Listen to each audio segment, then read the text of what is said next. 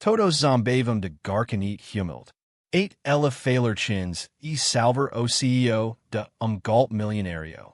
Todos Zombaram Da Garçonete Humilde, tratavam como invisível, que ela fez algo que ninguém esperava, falhou. E começou, desmascara golpe milionário que poderia destruir CEO e sua empresa. O que parecia ser apenas mais dia como no restaurante. Logo se tornaria o momento que mudaria sua vida para sempre. Julia passava os dias como se fosse invisível. Trabalhando há 2 anos como garçonete no bistro Sante, o restaurante mais caro da Avenida Paulista, ela se sentia como parte mobília. A maioria dos clientes nunca olhava para ela. Eles estavam mais preocupados com seus pratos sofisticados e suas conversas importantes. Mas, para Julia, cada dia era uma luta para simplesmente ser vista. Era sábado de manhã, e como sempre, Paulo, o gerente, a tratava como se fosse a última pessoa no mundo que merecesse respeito. Você é tão inútil que nem consegue limpar uma mesa direito. E ele gritou, apontando para a superfície de mármore, que estava, como sempre, impecável. O dedo dele caiu de anéis dourados, parecia chicote, e Julia so abixava a cabeça e continuava com o trabalho. Ela tinha 25 anos, mas sentia-se como se já estivesse vivendo uma vida inteira de humilhada. Acordava às 5 da manhã, pegava 2 ônibus lotados para chegar ao restaurante e, ao final do expediente, seus pés estavam inchados, mas seu coração ainda mais. Mas tudo o que ela fazia era sorrir, como se não se importasse, e seguir em frente. Hoje, no entanto, havia algo diferente no ar, Julia não sabia, mas aquilo seria o dia que mudaria sua vida para sempre. Uma mesa VIP foi reservada para dos empresários mais poderosos do Brasil, Ricardo Altamira, o CEO do Altamira Group. A comitiva de investidores chineses também chegava com ele, prontos para fechar investimento milionário. Quando Paulo empurra para atendê-los, ela não teve escala. Era o trabalho dela, depois de tudo, era só isso o que ela era, uma garçonete invisível. Mas o que ninguém sabia, o segredo que ela carregava sozinha, era que Julia não era só uma garçonete. Por baixo de seu uniforme simples e sua postura silenciosa, existia talento secreto. Algo que ela nunca contou a ninguém. Algo que ninguém jamais acreditaria. Julia falava chinês. A reunião cômica como qualquer outra. Mas como atenção no ar, o restaurante estava mais movimentado do que o normal, com empresários internos caros e influenciadores passando para fotos, enquanto o chefe corria entre os pratos. Julia servia as mesas sem fazer barulho, como sempre. Ela não se permitia ser vista. Era assim que ela conseguia sobreviver naquele ambiente. A mesa seat era reservada para os convidados mais importantes. Os 2 homens asiáticos sentaram-se sem olhar para ela.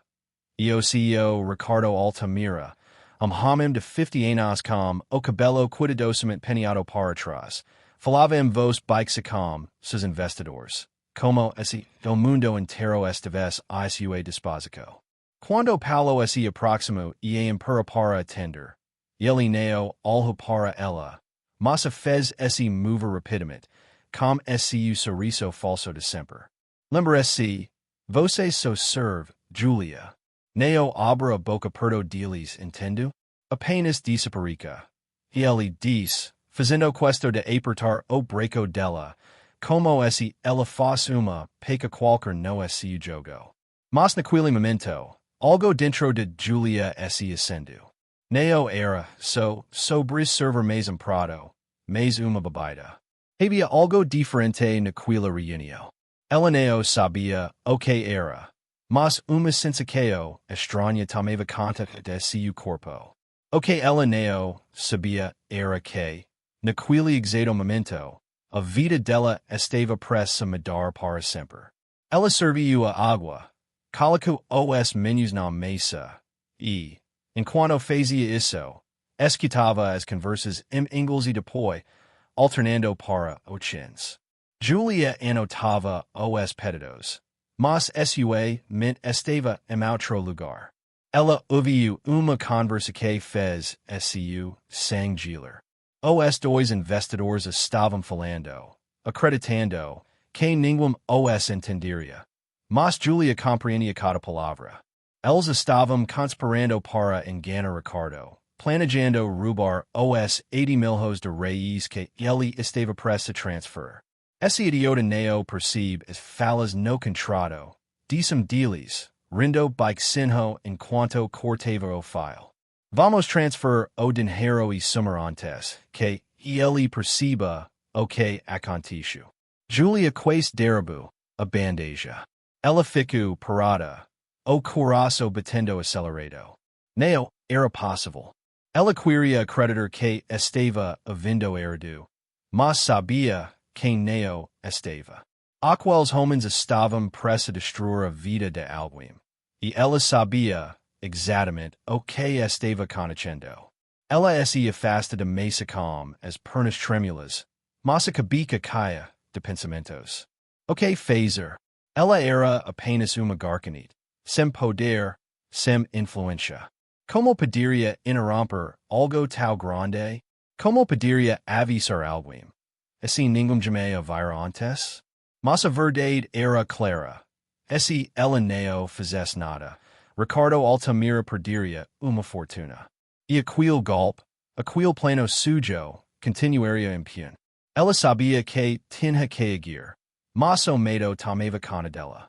O medo de não ser acreditada, o medo de perder seu emprego, o medo de ser ignorada mais uma vez. Julia respira fundo e toma uma decisão. Se ninguém mais tivesse coragem, ela teria. Ela não ia ficar parada, enquanto a injustiça acontecia na sua frente. A voz da senhora L. ecoou em sua mente. Você tem talento, menina. Não deixo ninguém te fazer acreditar que você é pequena. Era o momento. Ela não tinha mais escala. Julia voltou à mesa, mas agora com propósito claro. Seus passos eram mais firmes, o corpo mais erito. Ela sabia que a próxima decisão poderia mudar tudo. Quando chegou à mesa, os três homens estavam envolvidos em uma conversa sobre negócios, mas ela já sabia o que estava acontecendo. O golpe estava prestes a ser consumado, e ninguém seu redor tinha ideia do que estava prestes a acontecer. Enquanto servia os pratos com preciso que lhe era característica, Julia escutava atentamente. A conversa ainda continuava em inglês, mas logo os dois homens chineses começaram a alternar para mandarim. Eles falavam rapidamente, como se ninguém fosse capaz de entender, confiantes de que estavam seguros em sua língua. Mas Julia, com sorriso que mal tocava seus lábios, começou a ouvir cada palavra com uma clareza impressionante. Os documentos estão perfeitos, dizem dos golpistas, Zong, com sorriso malicioso. Ele vai assinar tudo e transferir o dinheiro antes de perceber. Quando ele descobrir, já estaremos fora do Brasil e Macau. Wang, o outro homem, completou a frase. E nemo advogado dele vai conseguir rastrear transferência. Vai desaparecer. 80 Brazilian reais milhões. Nosso paraíso fiscal espera. O sangue de Julia Gelu. Ela sabia que aquilo era real. O plano estava em andamento. E a vida de Ricardo estava prestes a ser destruída.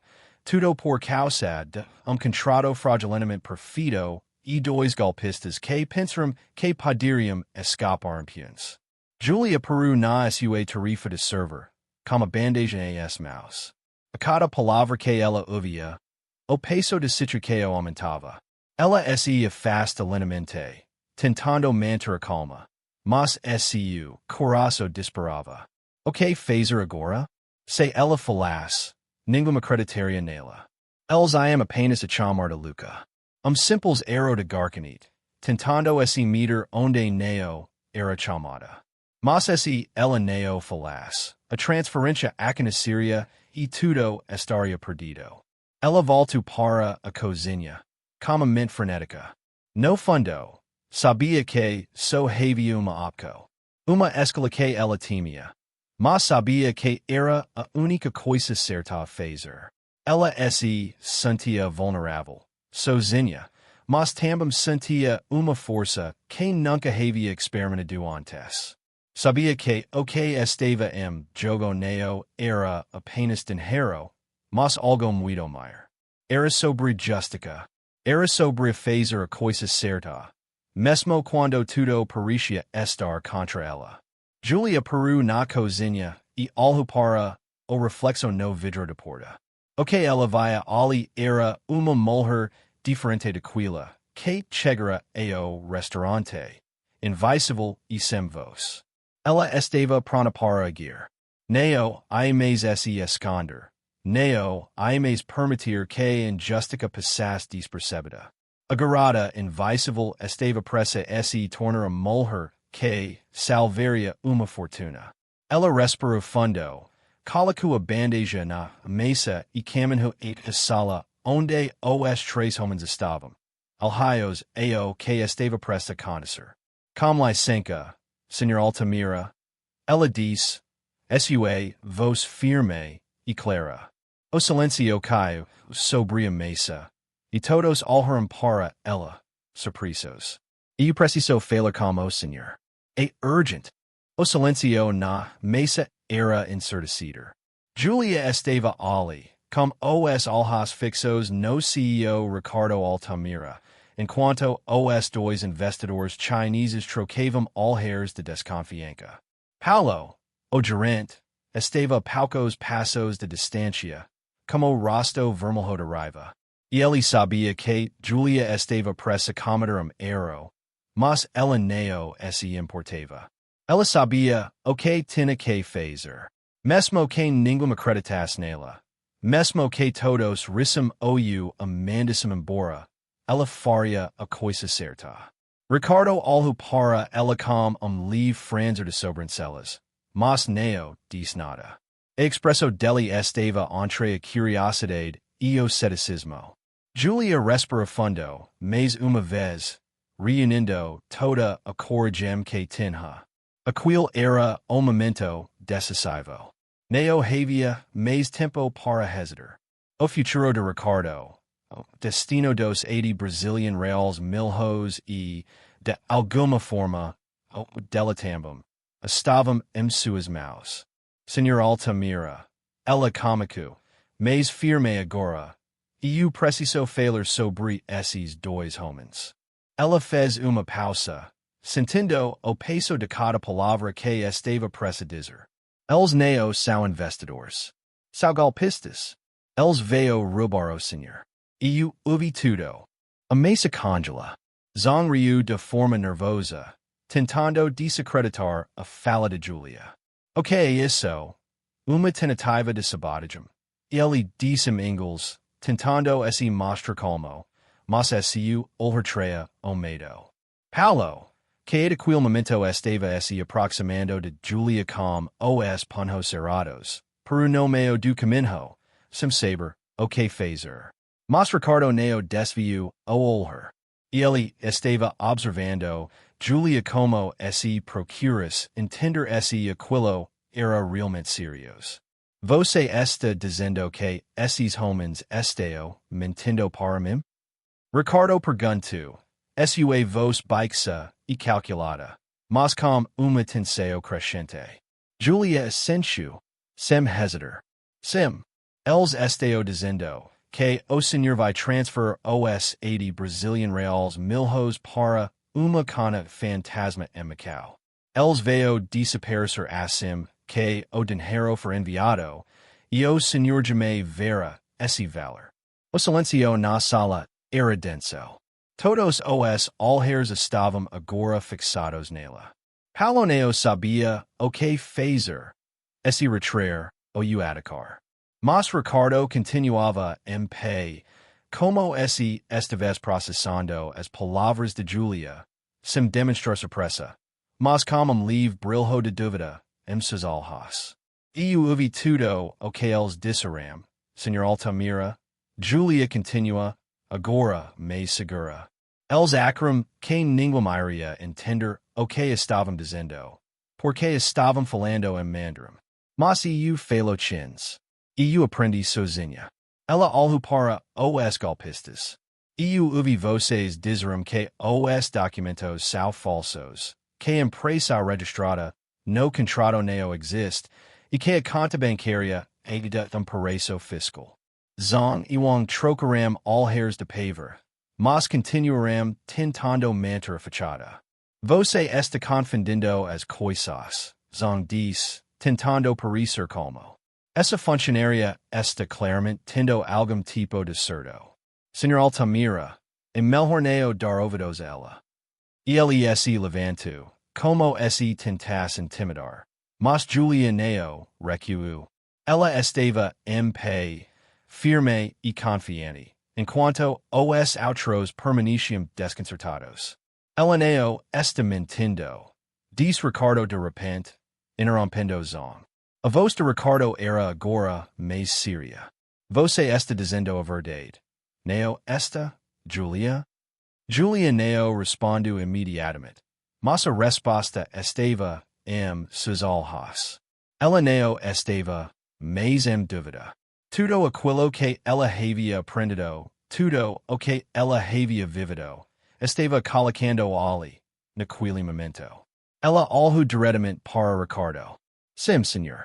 E eu sei o que está acontecendo. Eu ouvi vocês planejando roubar 80 Brazilian reais milhões. Atenção na salomento. Zong tentou mais uma vez se defender. Mas as palavras de Julia foram implacáveis. Ela passou a falar em mandarim, descrevendo tudo o que havia ouvido. O plano, os documentos falsos, as transferências para contas inexistentes. Cada palavra que ela dizia só aumentava o pânico nos rostos dos golpistas. Você fala mandarim? Wang finalmente conseguia dizer, a voz trêmula. Falo, respondeu Julia, com olhar desafiador. Ela não estava, mas escondendo sua inteligência, sua coragem. E não apenas isso. Eu ouvi tudo. E agora, Senhor Altamira, o senhor precisa agir rápido. Se não agir agora, o dinheiro vai desaparecer e vocês nunca mais terão uma chance. Ricardo ficou em silêncio por momento, processando tudo o que acontecia. Finalmente, ele pegou o celular e ligou para seu advogado. Ele estava determinado a descobrir a verdade. E ele sabia que Julia tinha razão. Chama a Polícia Federal. Ele disse ao advogado. Esses homens estão tentando aplicar golpe mim. Prepare uma investigação completa. Os golpistas, agora em pânico, se levantaram de seus lugares, tentando escapar da situação. Zong tentou fazer gesto de desespero, mas era tarde demais. Ricardo já havia acionado os responsáveis. Os golpistas estavam ficando desesperados. Wang fez movimento brusco em direção a sua posta de curo. Mas Zong o seguro pelo braço, tentando manter calma. Mas a sala já estava em chão silencioso. Os som das portas se abrindo e fechando. Os passos rápidos dos seguranças. Atenção que parava no ar todos ao redor estavam assistindo. Alguns com olhares incrédulos, outros com medo. Julia, no entanto, estava imperturbável. Pela primeira vez, ela não se sentia invisível. Os seguranças chegaram rapidamente. Mas Zong e Wang já haviam saído pela porta dos fundos. Neo conseguirem escapar a tempo. A policía federal já estava a caminho, e os documentos falsificados que os golpistas trouxeram estavam agora sendo analisados, cada detalhe sendo minuciosamente verificado. Ricardo, ainda choque, algo para Julia com uma expresso que ela nunca imaginaria ver, admiraco genuína. Você salva minha vida, Julia. Ricardo diz a voz baixa, ainda processando o que acontecera. Se neo faz por você, e eu teria perdido 80 milhões de reais. E eles teriam desaparecido com o dinheiro. Julia apenas assentiu, sem palavras. Ela neo estava ali para ser reconhecida, mas o peso de suas acos comunicava a cair sobre ela. Ela neo queria aplausos, neo queria fama. Queria justica, queria ser vista, ser reconhecida pelo que realmente era, algo incapaz de fazer a coisa certa quando o mundo tentava ignorá-la. A polícia logo chegou, e os golpistas foram levados sob custódia. O silencio na sala foi quebrado pela voz do gerente Paulo, que, ainda adenido, se aproxima de Julia, como se faz pedir desculpas, mas a vergonha MSU, rosto dizia tudo. Ele nunca imagina que alguém tal baixo pudesse fazer algo tal grande. Ricardo se aproxima de Julia, sua expresso agora mais calma, mas ainda com toque de respeito. Ele estendeu a mão, e Julia apertou firmemente. Julia, disse ele, eu sei como você foi tratada aqui, e eu sei o que você fez hoje. Não sei como agradecer, mas eu vou tentar. O que você fez foi além de heroísmo. Você me salvou. Ela olhou para ele, ainda sem saber o que dizer. Mas a resposta estava clara, suamente. Não era sobre o dinheiro. Não era sobre reconhecimento. Era sobre dignidade. E Julia finalmente estava recuperando a sua. Nos dias seguintes, Ricardo fez o que prometido. Paulo foi demitido, não apenas por sua incompetência, mas pela maneira cruel com que tratava os funcionários, especialmente Julia. Ela foi chamada para uma reunião privada com ele. Você merece mais do que ser uma garçonete, Julia. E ele disse, com sorriso genuíno. Quero que venha trabalhar comigo. Tenho uma vaga na minha equipe para alguém como sua coragem e inteligência. Julia não sabia o que dizer. Emprego com salário bem maior. Sem precisar passar por mais humilhacos. Era mais do que ela poderia sonhar. Ela olhou para o cartão que ele lhe entregou, como o logo do Altamira Group, e finalmente sorriu. Imediatamente, ela pensava na senhora L, a mulher chinesa que havia acreditado nela quando ninguém mais acreditava. Era como se o ciclo tivesse se fechado, e Julia finalmente estivesse onde sempre deveria estar. No topo, neo mais invisível. A vida de Julia estava mudando. E, desta vez, ela não era mais a garçonete invisível. Ela era alguém com futuro brilhante pela frente. Uma mulher que, contra todas as probabilidades, decidiu fazer a coisa certa e, no final, mudou sua vida para sempre.